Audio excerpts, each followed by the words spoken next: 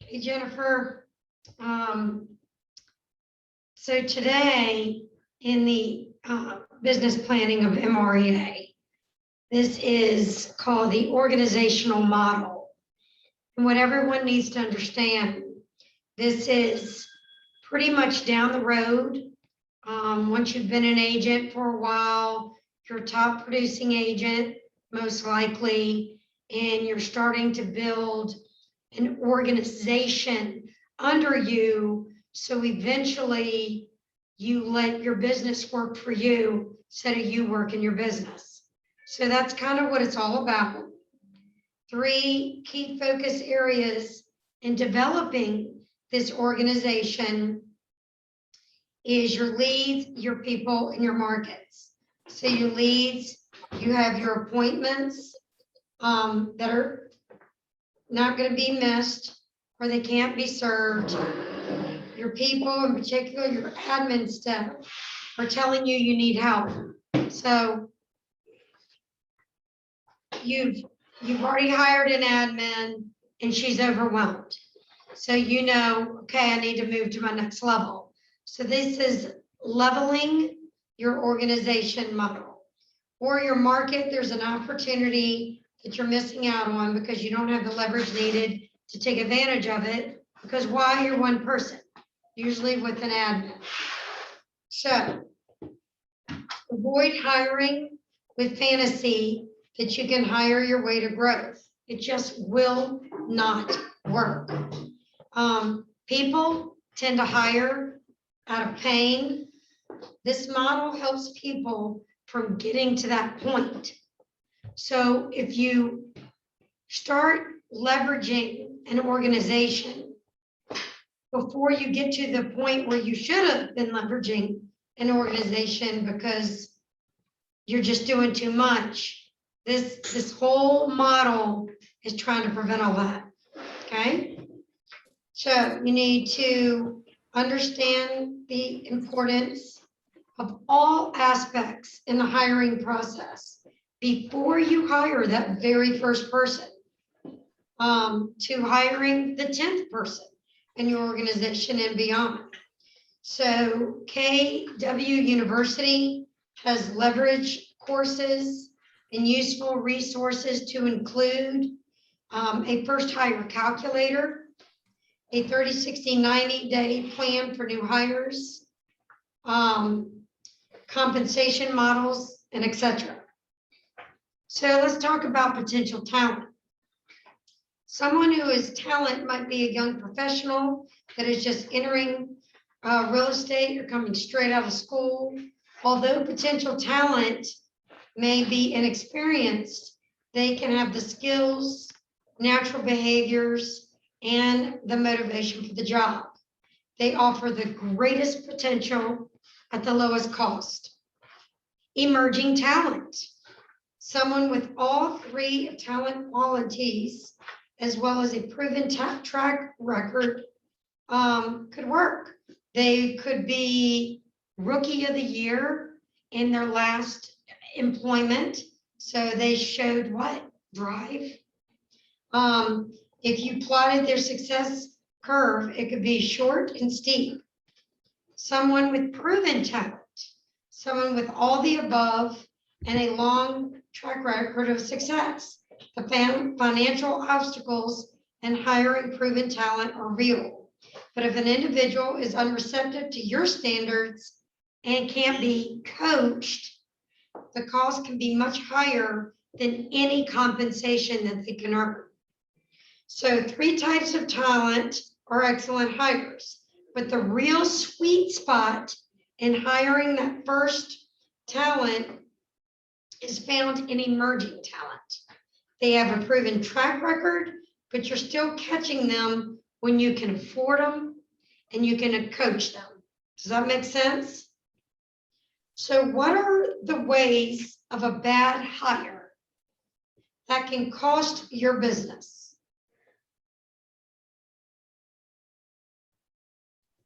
I'll name a few. Cost to recruit and train. Their salary, management of time, overhead, lost productivity. You're losing clients because you're trying to train them. Lawsuits because they just probably weren't the best fit. Damaged reputation. You were running a really great business. You needed help. You thought you saw emerging talent, but it ended up being a bad hire. So what happened to your reputation? It was damaged in the process. Damaged morale and culture over maybe you and the admin that was hiring this new talent. Staff turnover, they quit. So you got to start all over. Lost momentum. You were rocking and rolling as just an individual and you lost momentum because of that bad hire. Okay. So this is just prefacing that first hire. So 3 hiring drivers. Your leads, you can't handle them. You've got more leads than you can handle yourself. Your people. Your own sphere of influence is you can't handle your own people. Your market. Your market's on fire and you can't even get to your market because you're trying to do your business all by yourself.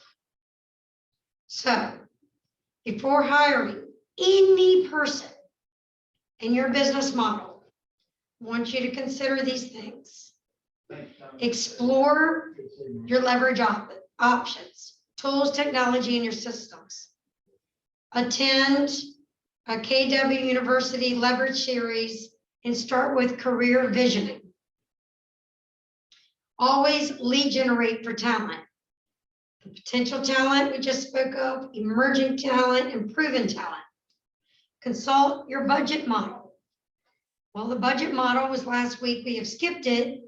I am not the best resource for teaching the budget model, so we're going to be coming back to that. But in the budget model, it's going to teach you, you got to know the cost and your expected return of investment of each hire. Understand the cost of a bad hire. And what are the ways a bad hire might cost your business? We just gave, I think I just gave 8 or 9 examples. Okay, sorry, back. All right. Have a written job description for the role and let your new hire do what you hired them to do. Understand how you will plan for your team to use command and how you will run your business in command. Well, you better have a shalaya or a person that knows command if you don't know it yourself before you go into that hire, right? So, first level, the very first level is you. That's your template, okay? That's called solo talent. You're working by yourself, okay? This stage is about mastering your personal productivity in the 6 core competencies of a business from the book Shift. Gary Keller wrote this book. Lead generation, capture, and conversion of appointments. You got to get that down pat before you're even to the point of expansion, right? So lead generation, capture, and conversion to appointments. Presentations to buyers and sellers to get agreement. Showing buyers and marketing to sellers. Writing and negotiating contracts. Coordinating sales to closing. Managing your money. That is expansion level number 1, you, solo talent.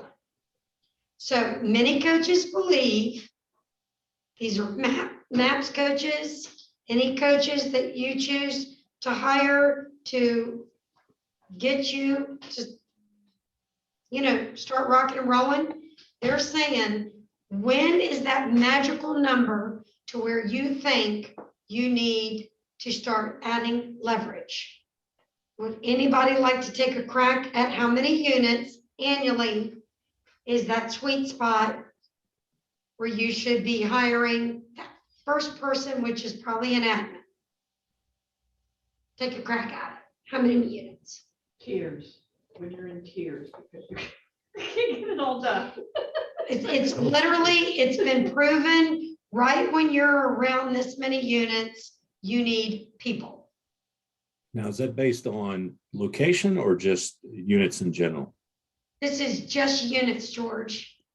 When you're at this many units as a solo agent, what's that magical sweet spot?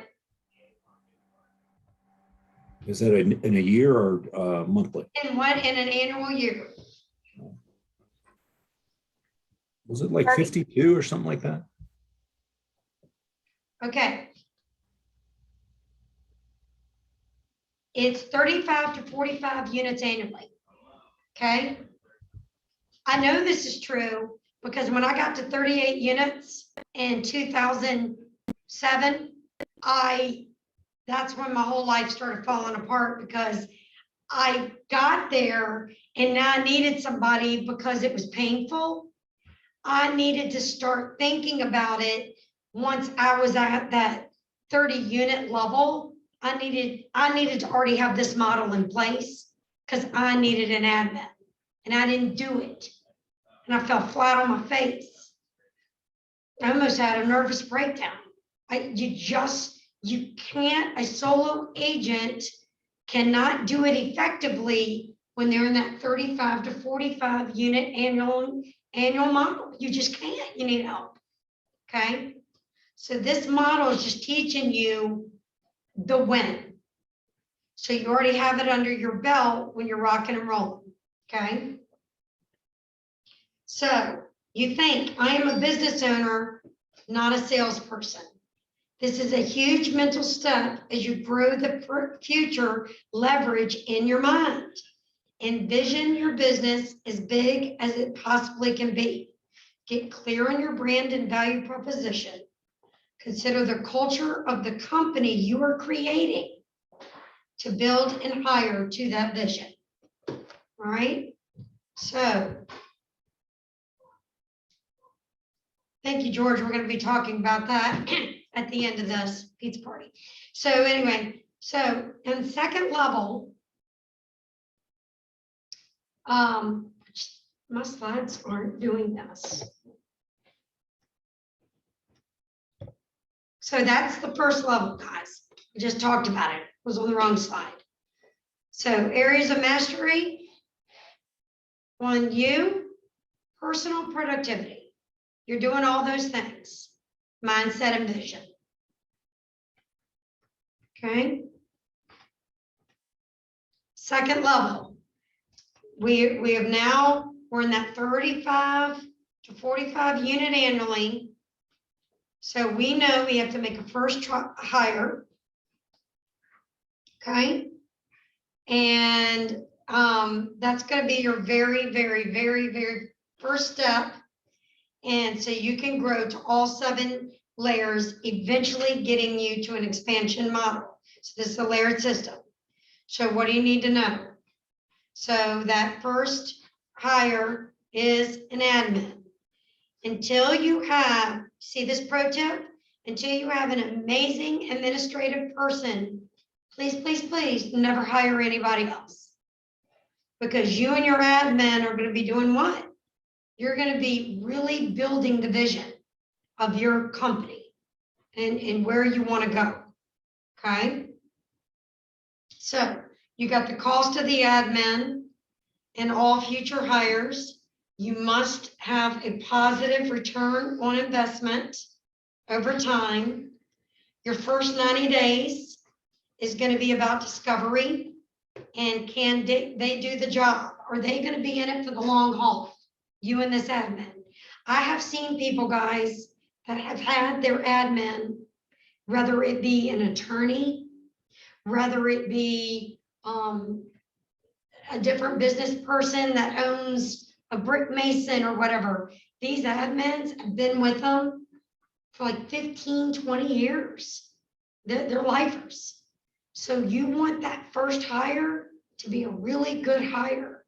And while they say in that first 90 days is all about discovery, you'll start to know, is this admin person going to be with me a long time? I mean, look at Crystal. She's been with Keller Williams, what, 11 years, I think? With Up Tina there. and Teresa. That was a good hire.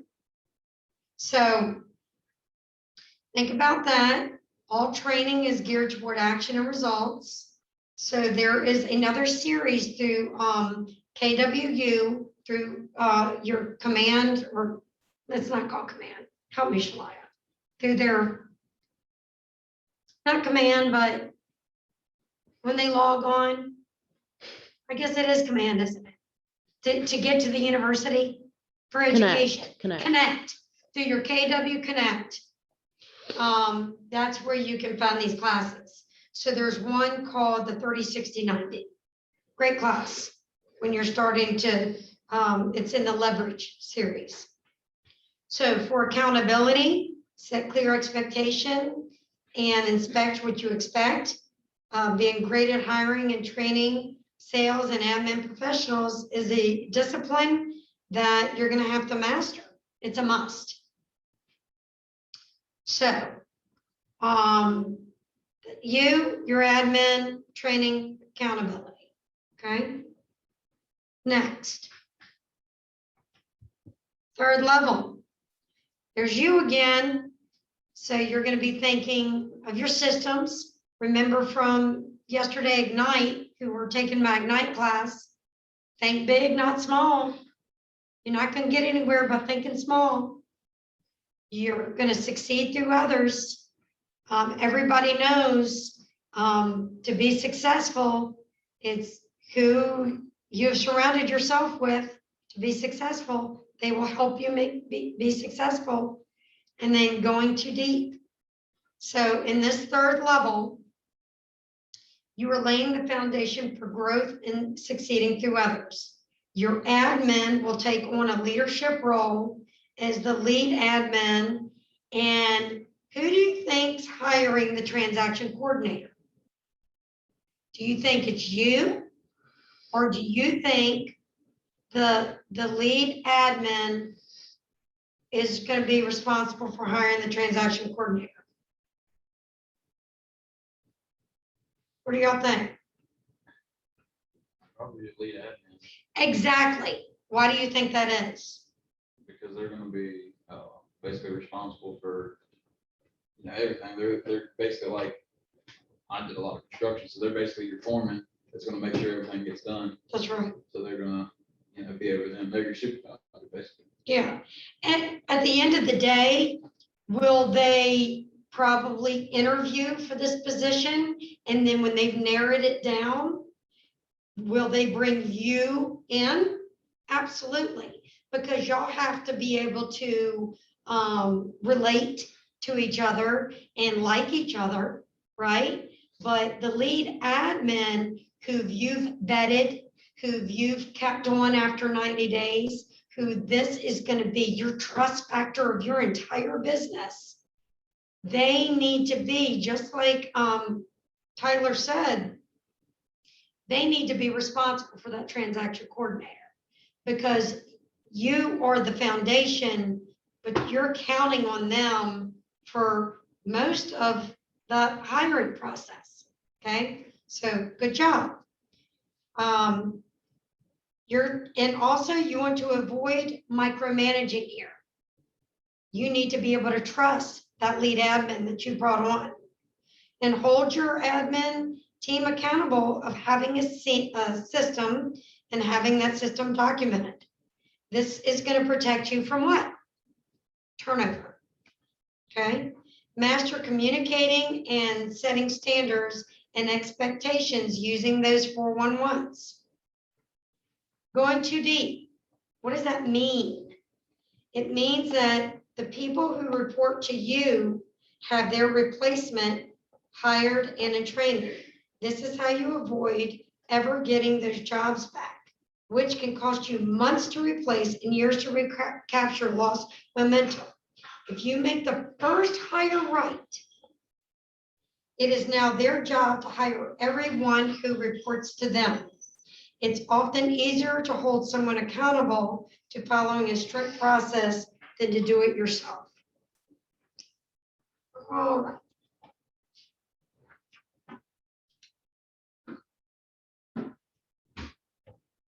The hiring path of the MREA, we just talked about. First level, that's you. That's your personal productivity. You've gotten yourself to a mojo of 35 to 45 transactions. Go to the second level. You've hired that admin that you've well vetted, 90-day wait period to see if they're gonna last, or what you're gonna have to do it again, another 90 days, okay? Because you've gotta get that first hire right. Third level, we just went over. And now,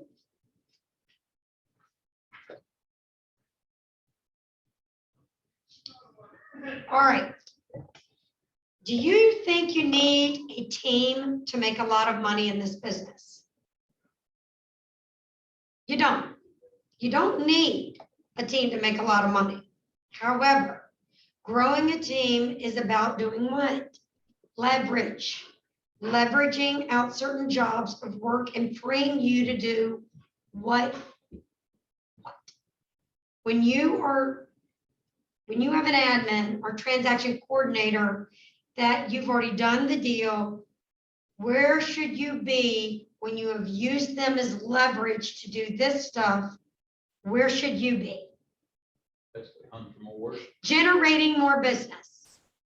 Did you cheat? Did you look at this in advance? You nailed it, Tyler. You should be out doing what you do best to generate more business, okay? In the fourth level, leverage on the buyer side, and you're basically launching a lead generation division of your business. Businesses at this stage can be quite profitable, margin-wise, and for this reason, many highly successful businesses stop right here. So one key hire at this stage would be a showing assistant. Okay. And that goes to promote the person to be a lead buyer agent. So you'll see a lot of times in teams that if they're using this model, and I've met many teams and many team leaders, and they'll have 4 and 5 and 6, 7, 8 buyer showing assistants or buyer agents, but they'll have one listing person. You'll find that model and they follow it before those buyer agents can prove that they can do a listing well. They'll just give them leads, fill them with leads, but all they're doing is going to be working with buyers. Okay. Or at this stage, when you're hiring showing assistants, they have this thing called an ISA. Do y'all know what an ISA is? Inside sales assistant. So they're prospecting. It's nothing but a prospecting position. So if you're buying leads and it's getting funneled into a format, they're calling all those leads. They're doing nothing but calling the leads, trying to get appointments set up to do what? To give out to the buyer agents that you sign, okay? So that is incorporating a lead generation and sale division of your business. So your responsibilities have been leveraged out. The handoff with clients is super, super important. Without setting expectations with clients, you'll see the model break down. So expectations for clients and teams, as well as standards for teams, is essential at this point. Training is important, especially for sales activities where you want things done a specific way. So your lead admin, that first hire, is responsible for making sure the admin is not done in the sales department. That first, it's the admin's job. Second, what they do is best. Third, the salespeople don't generally do it well or enjoy doing it. And finally, not having to deal with the admin side is part of the value proposition for the sales opportunity and your retention system. Okay. Part 2 is representing high leverage businesses where you can net $1 million in net income. Lead admin hires a listing manager to prepare listings for the market. The lead admin hires showing assistants to the lead buyer agent and hires the showing assistant. The lead manager hires the ISA. In the 5th level, okay, look at these models, comes after the 4th level, part 1 and part 2. This level is leverage on the seller side. Many top agents have this organizational model already. This isn't when you, the owner, no longer does any lead gen. This is left to the lead gen side of the business that you grew. You focus on consults and getting contracts signed. Okay. So the part 1 in the 5th level is you now have an ISA or an OSA, which is outside sales assistant. The OSA can be the highest return on investment of the business since they are driving leads to you. You add a listing agent who reports to you because they've shadowed you in setting standards for future leverage. Listing agent goes on listing appointments and does not lead generate. Did you hear that? The listing agent goes on listing appointments, but they're not doing lead gen. Lead gen is still handled by the lead gen side of the business. So this is the model you follow because it can get what? Convoluted. But if you follow the system, it starts working like a locomotion, like a well-oiled machine. So let's look. So this 5th level, areas of mastery, you've leveraged out the seller side, profitability, building an entire lead generation division. Part 2, director of operations, and then listing agent. So you are rocking and rolling. How many do you think when you're at 4th level and 5th level of this organizational model, how many units do you think you are doing at this point?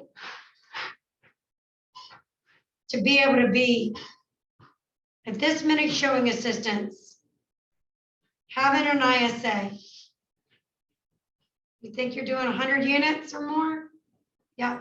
So the Acre team upstairs, they're doing more than 100 transactions. They are way into this 5th level. They're in this 5th level right now. Teresa's team, they're in the 5th level. Okay. So then you go to 6th level. What does that look like? Okay. So 6th level comes after 5th level. Well, of course it does. Then there's a level 1 and a part 2 when you have 3 separate divisions. You have a lead generation division, you have an operations division, and you have a sales division under, remember all the way back up, under you. You started all of this. The listing agent from level 5 now becomes part of the sales division along with the buyer agent. The 4th division becomes the beginning of expansion. So in part 1, for the leadership, you have 3 or 4 divisions established and are free from working with buyers and sellers directly. As for leverage, you can now commit even more time to recruiting talent for your business and your expansion. For expansion, you will have to identify your expansion agent. Does anybody know what I'm talking about when I say expansion? Expansion is taking your business and duplicating it in a whole nother area. For example, many Keller Williams teams have expanded into North Carolina. So their team, they have duplicated their levels and started with an expansion agent under them to start duplicating this model, but in a whole nother area. So is that expansion agent in that other area basically you? And then they just, Well, you're looking for talent like you to do what you did, so you're still in control of it. yeah, but they're basically building a whole nother tree under them. Yes. Like, So you're trying to duplicate a you. You're still you, but you're trying to bring in another you to do all of this there. that's still under. That's still under you. So it's almost like a you expansion agent, and then he starts to do this. Yeah. So you are the facilitator of expanding your model group. So let's just take the Acre team. I had a chance to talk to Stephen on Duck Leader Day. I had some one-on-one with him. I said, where do you see yourself in 5 years? He said, well, expansion model. He's already doing all this. He's rocking and rolling, running this system. He's doing exactly this. Dan, which used to be our productivity coach, he's that glue of the team, basically. And they've been able to, do the listing agent, and all of the other people on their team are buyer agents. So he's a perfect model in this own building that's doing this, but he wants to do this expansion. Because what is that? Leverage. Eventually, if he expands, say in Raleigh, and then he expands in Charlotte, and he's duplicated these models, who is making some big bucks? Is it the you? It was the you, right? He doesn't Now- have to work as hard to make that kind of money. Well, he will always be working. Yeah. Because people that ended up doing this, they are always thinking how to make money. But they have people making money for them. Okay, it's leveraging your business. All right, so part one of this, just talked about. Part two, this is when the expansion agent to the successful launch of new expansion business becomes the director of expansion and earns the right to run and grow this division. So you would be after a whippersnapper that wants to be and have the mindset that Stephen did to join forces and run the expansion. Okay. Now this is important. I gotta go to 7th level. See this note? Check your real estate rules to see if C-suite terms are allowed in your jurisdiction before using them. So you gotta know your market before you start expanding to other areas, because everything's gonna be different. Okay, so all jurisdictions do not allow you to use CFO, CEO, EVP. This usage typically occurs with mega agents with large teams. Regulators in certain jurisdictions that use these terms elevate an agent to broker level and may suggest an agent is the owner of a brokerage. So this could be confusing to a consumer who might reach out to the elevated agent rather than the broker when there are problems. So what this means is sometimes you still need to go to your broker when somebody in your team or your downline of your team goes in trouble. Sometimes they've always answered to the admin or the you, that they forget that they still need a broker that's over all of them, meaning Carol. So sometimes you can't just take it upon yourself and make broker decisions just because you answer to your team had. Okay, so it's just that, sometimes halt, you still got a broker here. Okay. So,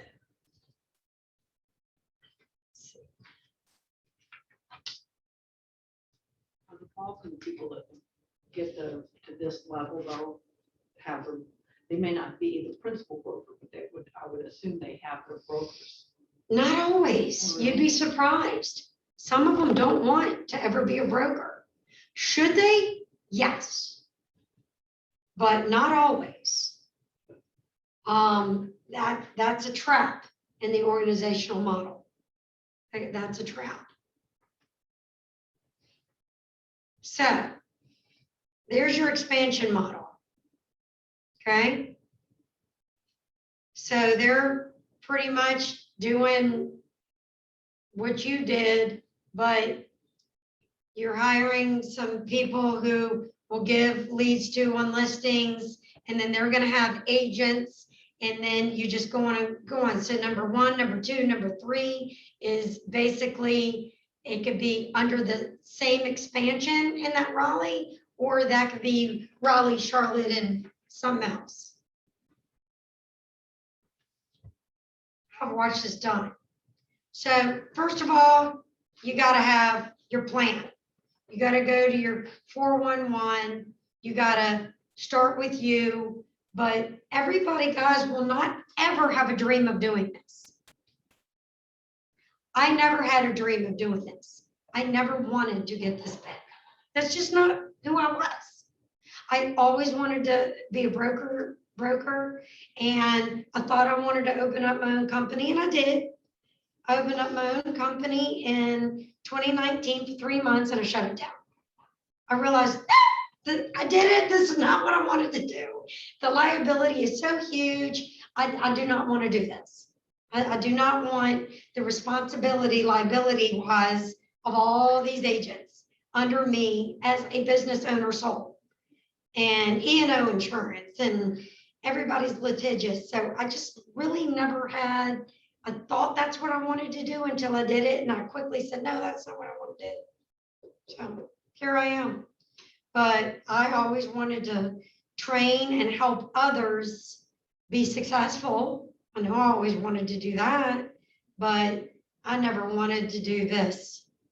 This is maybe if I was 30 again or young, but this just was never for me.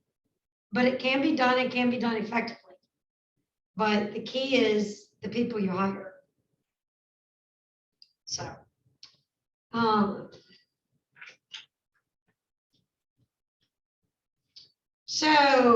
talks about organizational model traps, not taking the career visioning courses of the 30, 60, 90 as part of the leverage series before hiring.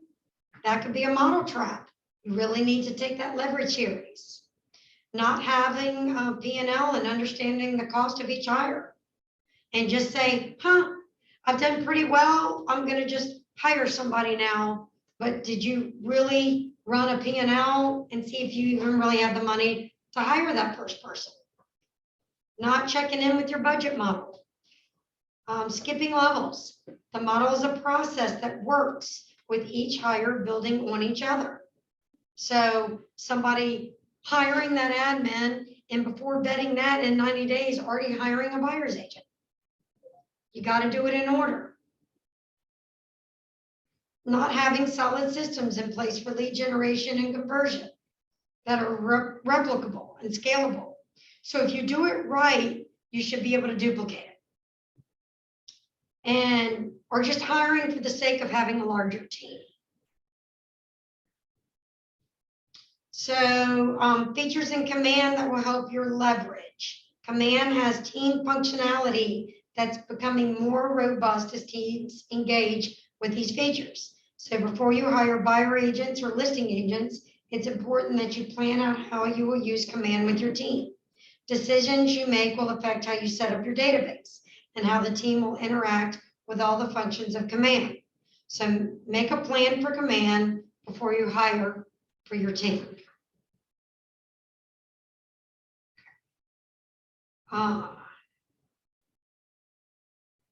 In the expansion model, go back real quick. It's a culmination of previous 4 models. You perfected your economic model, your lead generation model, performing as you want it. You're managing your budget and expenses. You've got your organization model all built out. Now it's time to apply these 4 models into additional locations. So they say never, ever, ever get to this point until you're running all those other models first and effectively. Well, that just makes sense. So you develop the hub, your lead generation, and admin systems, and your systems are repeatable, they're elastic, and they're documented. So what does that mean? If you died today, what you built can still run like an effective business. It's just somebody's going to inherit the use space, whoever that was in your business. You got to make sure you test and tweak your models before you build out that region. The model allows you to expand as big as you want because you've already done it. You have proven systems to show that you've already done it. So your current organization,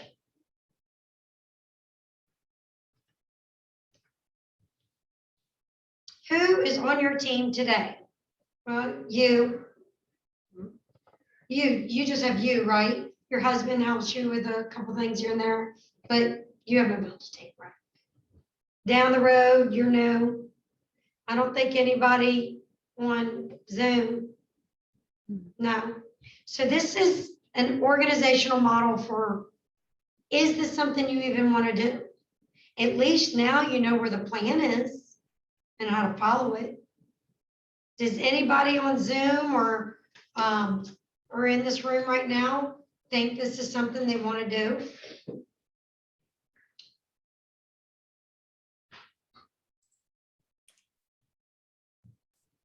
Is this something you have a dream and aspire to do? Yeah. You It's a big do? goal. That's It's a big awesome. goal. What'd you say, George? It's a big goal. I mean, it's not something you want to take lightly for sure. Right.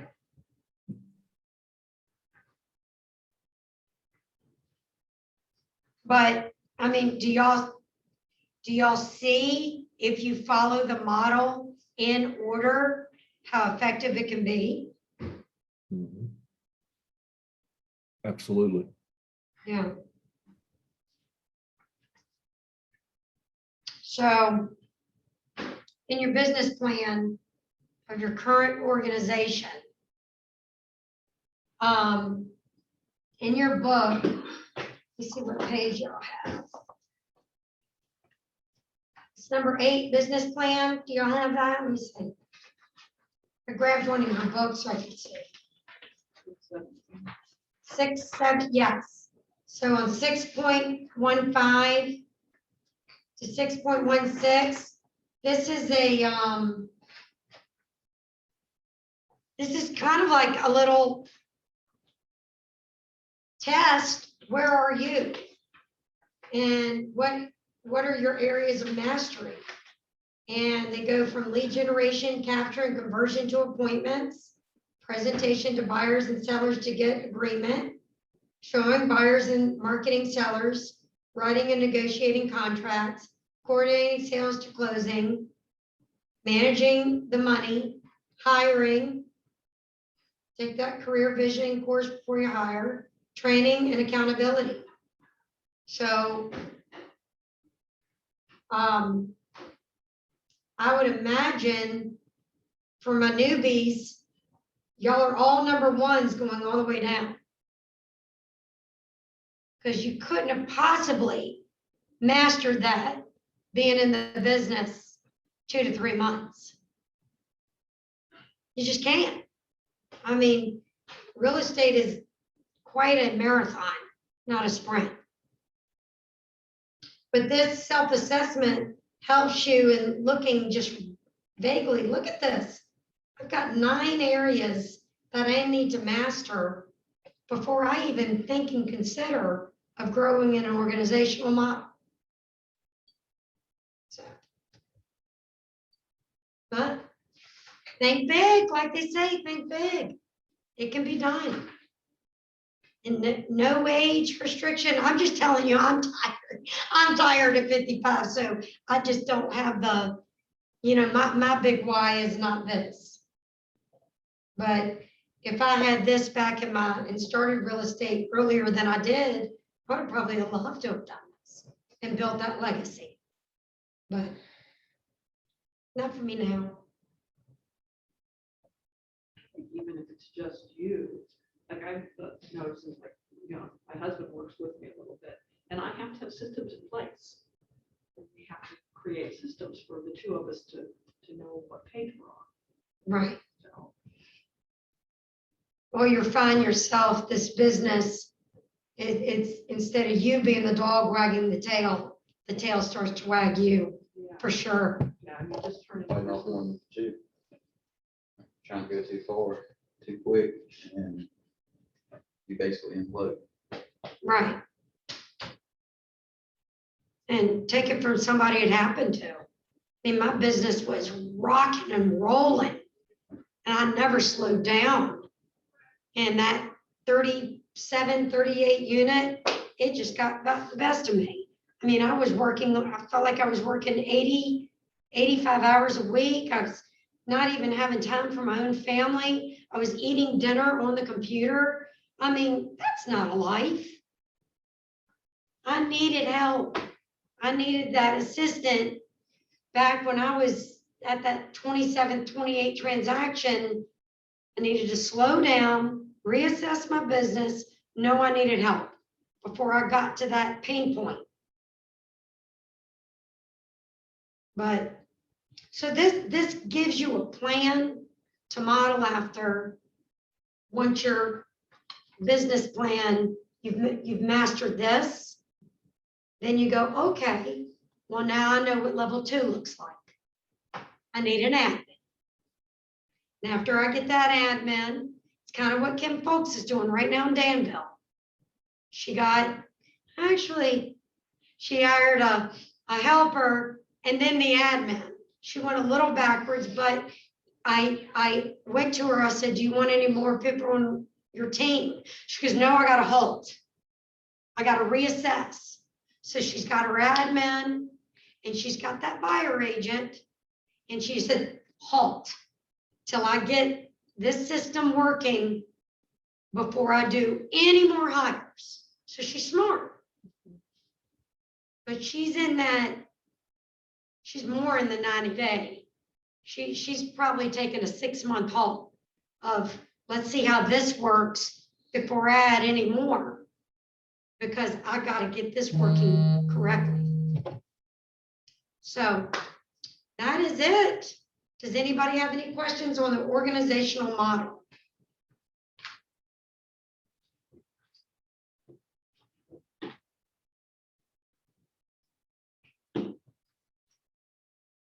Anybody? Okay, you can stop recording and then I'm going to keep them on. Pizza party. We got to talk about this, guys. There's been